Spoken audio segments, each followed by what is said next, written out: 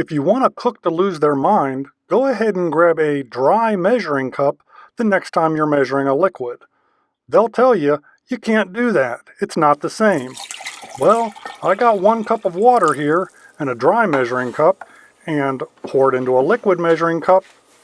Look at that. I've got 1 cup of water. I wonder if that works with dry ingredients as well.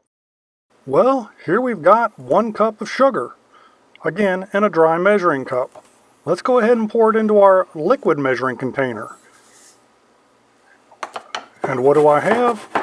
Well, I've got 1 cup of sugar. Hey, if this video helped you solve this mystery or really aggravate a cook in your family, go ahead and give me that thumbs up like. Feel free to follow us on Instagram and see what projects don't make it to video.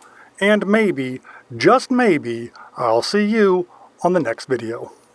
If you enjoy videos about the randomness of our amazing world, consider clicking on the globe to subscribe, or maybe checking out one of the other videos right here.